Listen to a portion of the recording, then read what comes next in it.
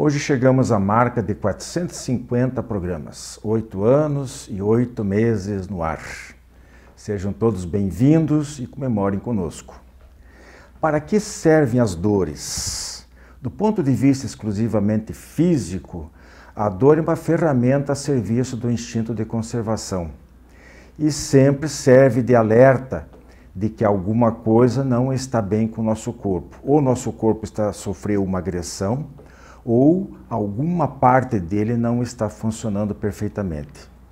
Mas espiritualmente falando, a função da dor, seja física, seja emocional ou moral, vai bem mais além disso, como veremos no quadro Nós e o Mundo.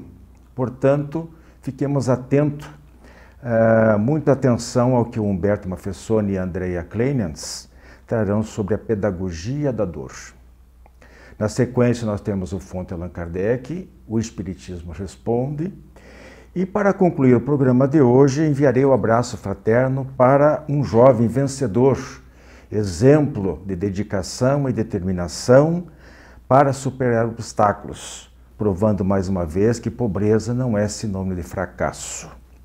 O programa de hoje está ótimo e você não pode perder nada dele.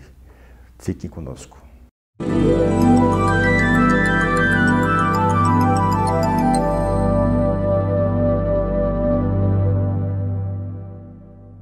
E apresentando o quadro Nós e o Mundo de hoje, estou eu e a nossa amiga Andrea Clemens e nós vamos aqui abordar o tema A Pedagogia da Dor. A gente dividiu esse programa em 6 tópicos e a gente vai se revezando aqui entre eles.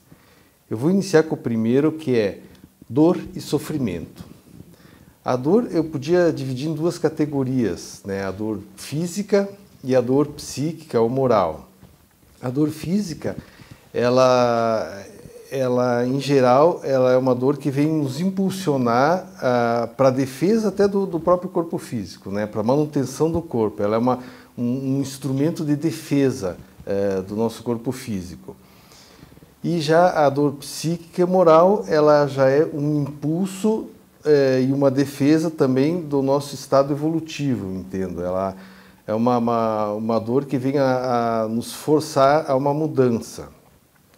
É interessante observar que ambas as dores, a física, ela interfere no psíquico, né? Ela pode trazer um desequilíbrio emocional, psíquico, em função da sua permanência, e a dor psíquica, ela também somatiza no corpo físico, ou seja, elas se interagem entre si, os 2 tipos de dores, né? A gente divide, mas elas acabam uma causando a outra.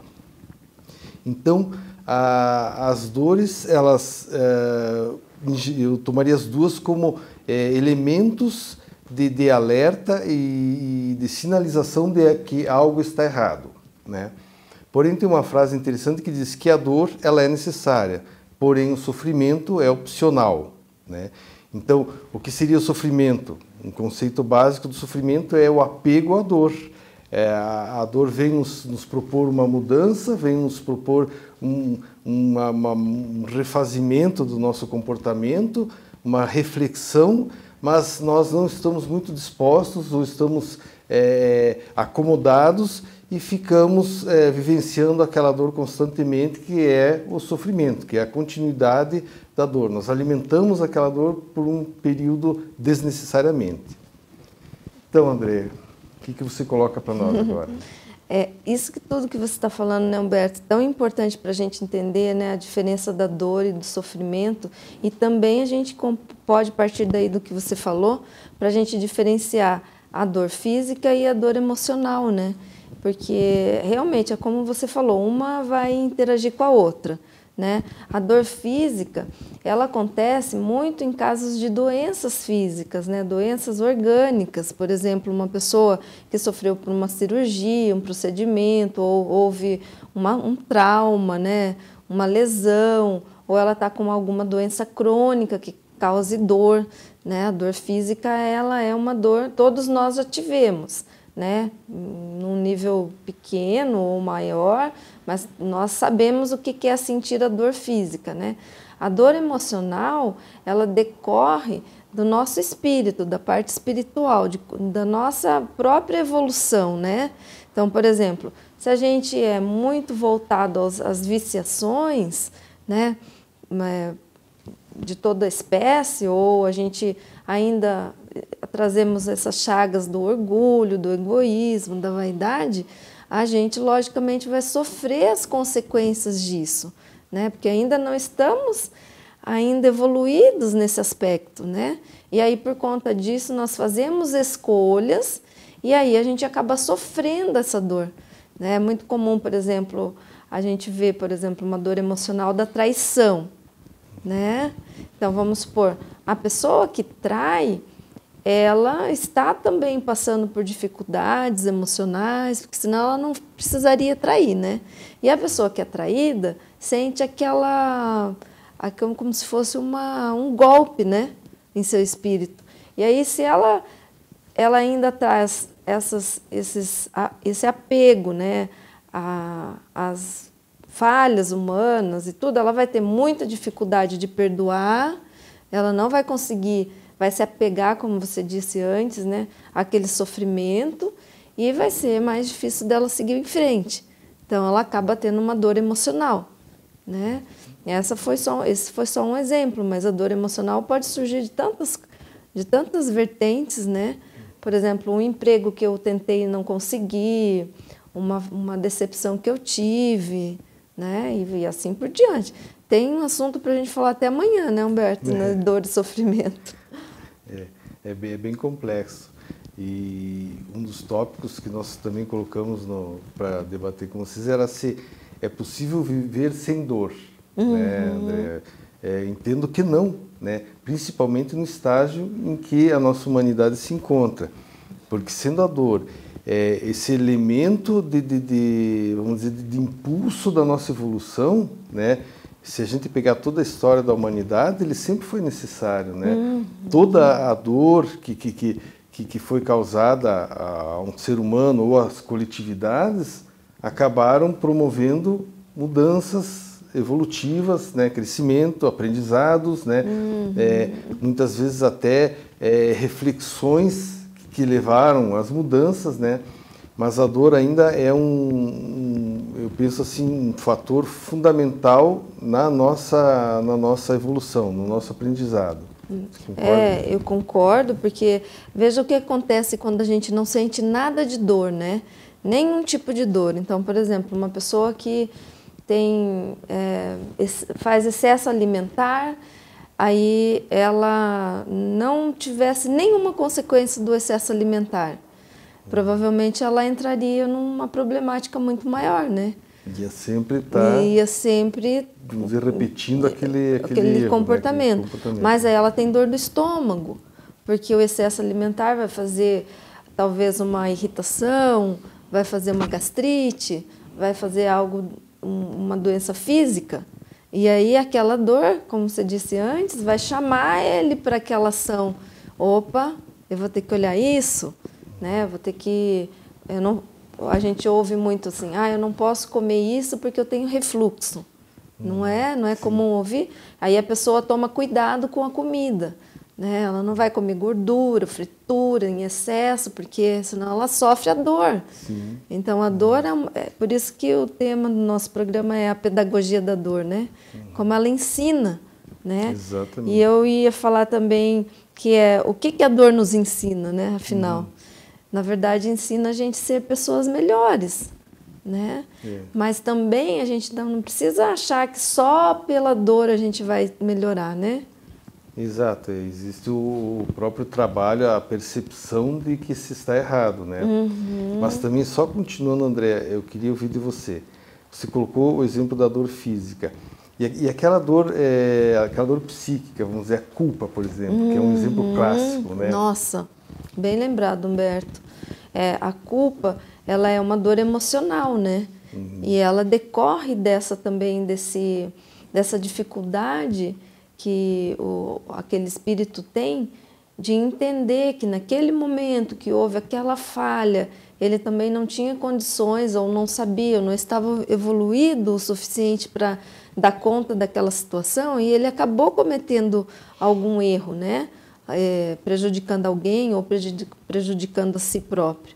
Mas ao invés dele olhar isso como uma aprendizagem, ele se segura no erro e ele fica se culpando, falando que ele não poderia ter errado, ou que não foi justo, ou que não poderia ter feito aquilo, né? Daí vem o sofrimento. Aí vem o sofrimento. Ou seja, ele fez nascer o sofrimento porque, de uma situação que ele poderia, claro, que nem você colocou, ele errou, ele tem a culpa, ele está com aquela dificuldade da culpa, mas ele precisa se libertar, ele não pode se apegar a essa culpa e gerar o sofrimento. Isso, no livro, eu acho que é no livro Céu e Inferno, se eu não estou enganada, tem uma passagem que diz que todos nós vamos sentir culpa, né? Mas o que a gente precisa fazer é sentir o arrependimento por termos errado, por termos falhado com aquela pessoa, com nós mesmos, e partimos para a reparação. Então, a culpa é uma parte do processo. O que faz a gente melhorar é a gente se arrepender, e também só se arrepender não adianta. Então, a gente precisa fazer a reparação daquilo que nos traz o sentimento de culpa, né? Então, ao invés da gente trabalhar na dor emocional, que é a culpa, a gente pode pensar em estratégias para nós repararmos aquilo. Então, eu não preciso continuar sentindo dor. Eu posso fazer o bem, né? E tentar sanar por essa via, né? Então, sentir a culpa, alimentar a culpa, na verdade, talvez seja o medo ou o comodismo de não querer fazer esse trabalho que não é fácil, mas que é necessário, da reparação, da superação daquele mau ato que teve, né? Ou principalmente, daí eu já ligaria assim com o perdão, não é verdade, perfeito. André? Então, o medo ou a minha dificuldade de perdoar me leva a me agarrar na culpa e ficar sentindo culpa porque eu não estou conseguindo ir lá pedir perdão ou perdoar, né? E veja que a culpa, ela é tão forte que daí ela vai gerar outras dores emocionais, né? Então, ela pode gerar a raiva, a frustração, o medo, a angústia, a tristeza, né? Quantas dores emocionais que decorrem da culpa, né? Então, é bem importante isso que você falou, né, da culpa. Então, como a dor emocional, ela pode ser amenizada conforme a ação que a pessoa tenha, né? Então, é bem interessante olhar esse aspecto. Agora, Humberto, o que você acha? A gente pode aliviar a dor e a gente pode viver sem sentir dor? Então, André, eu acho que viver sem sentir a dor, eu já acho que talvez não seja possível, principalmente no nosso grau. Eu acho que não é possível, na verdade, porque a dor ela sempre vai ter essa função pedagógica, como você colocou, né? Bem colocou, que ela é uma função pedagógica, ou seja, é importante, é um professor nosso da vida, né? Já aliviar a dor é possível, né? É possível e necessário, né? Em primeiro lugar, eu penso que o grau da dor é dado pelo quanto nós nos apegamos a essa dor, não é verdade? Eu tenho uma dor, o quanto eu me fixo nessa dor, quanto mais me fixar, mais eu vou levar o grau da dor que eu vou sentir, né? Então, nesse intervalo, eu consigo trabalhar amenizando essa dor, né? Vamos dizer, dando um caráter real para ela, né? Não alimentando com fantasias ou com o apego àquela dor, né? E sentir a dor eu vou sentir, mas eu vou aliviar.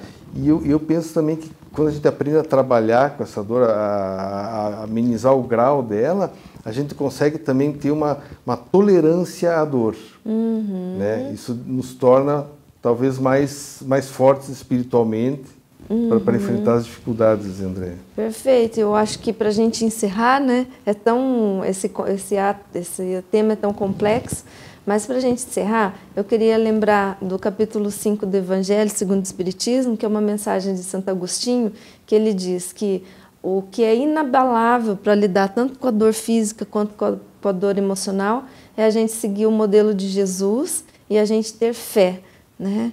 Então, que a gente possa fazer orações para aliviar essa dor emocional, seguir em frente no caminho do bem, tendo muita fé, né? É isso aí, André. Muito bem. Obrigada, amigos. Jornal Comunicação Espírita. Nesta edição, na matéria de capa, Armazém da Paz. No editorial, 3 minutos no Dia das Crianças. E a terceira parte da abordagem sobre o perispírito. Jornal Comunicação Espírita. Assine e recomende.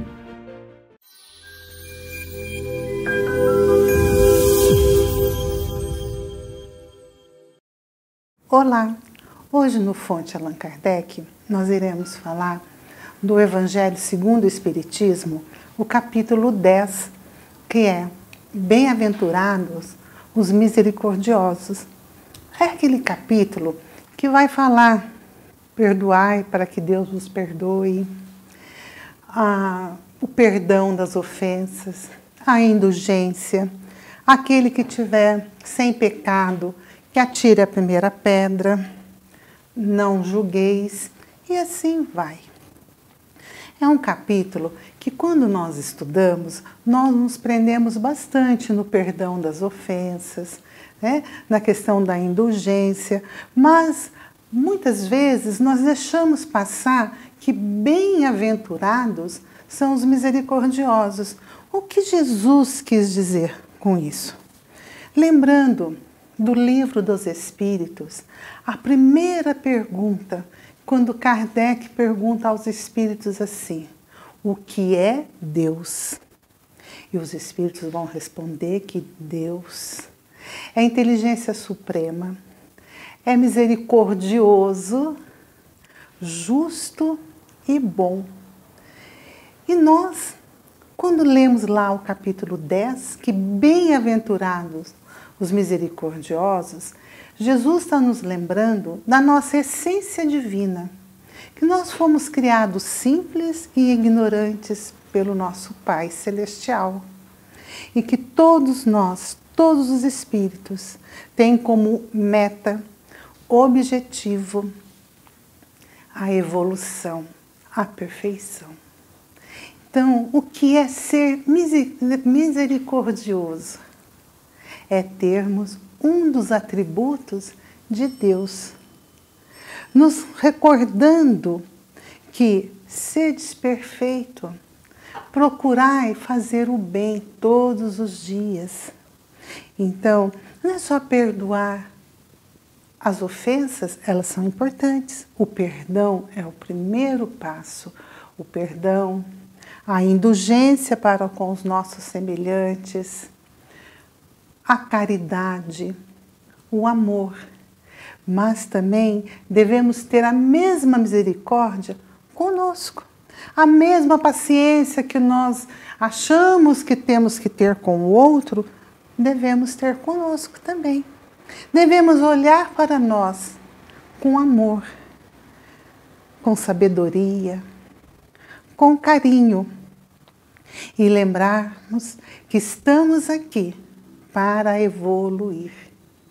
Então, quando formos estudar o capítulo 10, que nós possamos primeiramente olhar que a nossa essência divina deve brilhar, devemos trazê-la e não ficarmos presos apenas no não julgueis. Tudo é muito importante, perdoar as ofensas para que Deus também vos perdoe, mas olhar para nós e sentirmos amados, confiantes, e que esta fé possa nos elevar sempre para o caminho do bem, do amor, da caridade e do progresso. Jornal Comunicação Espírita. Nesta edição, na matéria de capa, Armazém da Paz. Lei Federal declara Chico Xavier como herói da pátria. Tolerância, hoje mais do que nunca.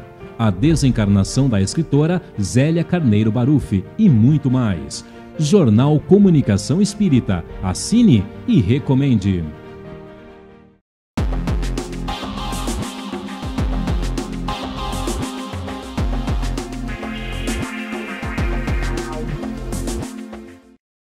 Olá, amigos. No quadro Espiritismo Responde de hoje, a questão que nos foi encaminhada é muito interessante. Todos os espíritos foram iguais, são iguais e no futuro, quando progredirem, serão iguais? Para nós pensarmos a respeito dessa questão, nós temos que recordar, de acordo com os conhecimentos que a doutrina espírita nos ensina, naturalmente, do nosso ponto de vista, que todos os espíritos, sendo Deus muito justo, foram criados simples e ignorantes, na mesma faixa de aptidão, de capacidade latente para o desenvolvimento. Então, o princípio espiritual ligado às primeiras formas de vida, que habitaram, por exemplo, o nosso planeta Terra, que habitam ou habitaram outros planetas que existem pelo nosso universo afora, eles não tinham experiência, tinham capacidade de aprimoramento, de evolução. E, à medida que progridem, vão adquirindo não uma individualidade física, por assim dizer, mas uma individuação, características individuais que o distinguem dos demais da sua espécie. Essa evolução que dá essas características individuais se dá ao longo de milhões de anos, em que o princípio espiritual volta em formas físicas cada vez mais evoluídas, aprimorando as suas experiências, trazendo o resultado daquilo que já plantou, ainda que de forma automática, ainda que submetido ao instinto nos animais inferiores, mas que já adquiriu de alguma forma, já aquinhoou, já armazenou na memória do seu princípio espiritual. Então todos foram criados iguais, porque Deus é justo. Ao longo do desenvolvimento, porém, Deus, por supremo respeito à sua criatura, à medida que ela adquire pensamento contínuo, uma dose de autoconsciência e uma capacidade de senso moral, isto é, ela atinge aquilo que nós chamamos de espécie humana, ela tem liberdade de agir. Já não está subordinada, escravizada cegamente a um instinto que a protege, que a guia no caminho da aquisição das experiências, mas que não lhe permite o exercício do livre-arbítrio em grande escala ainda.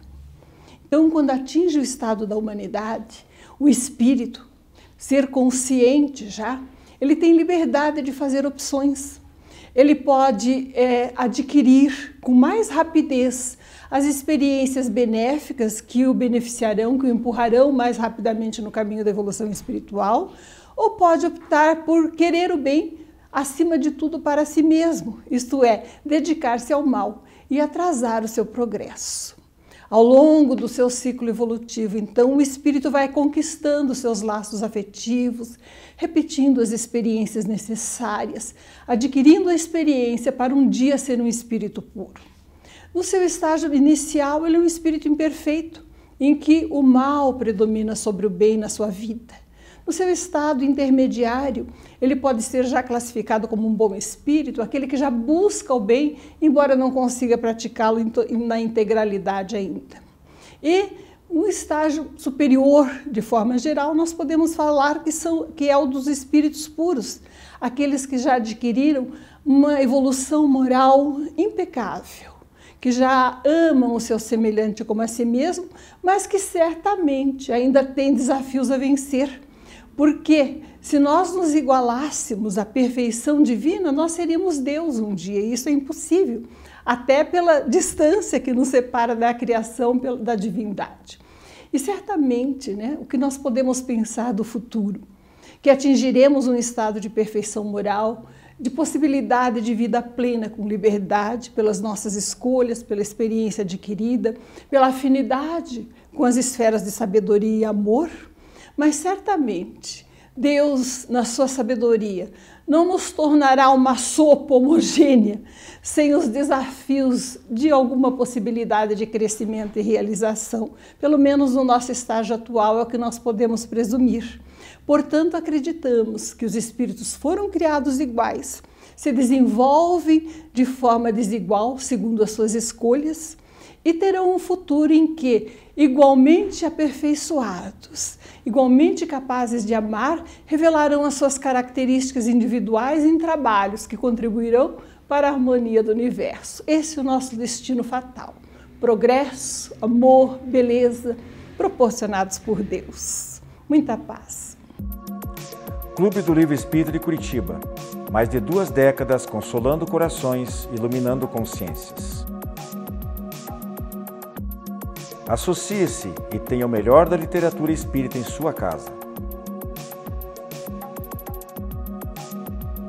Descontos de até 60% no preço de capa e no primeiro ano ainda ganha uma assinatura grátis do jornal Comunicação Espírita. Associe-se agora e contribua para a manutenção deste programa.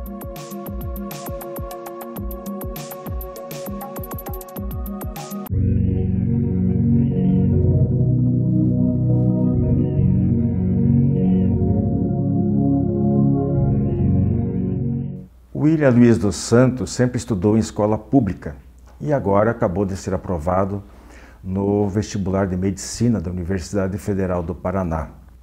Aos 14 anos ele teve um problema grave no intestino e foi quando ele decidiu por seguir a carreira de médico, inspirado pelo atendimento humanístico que ele recebeu do Dr. Emanuel Góes.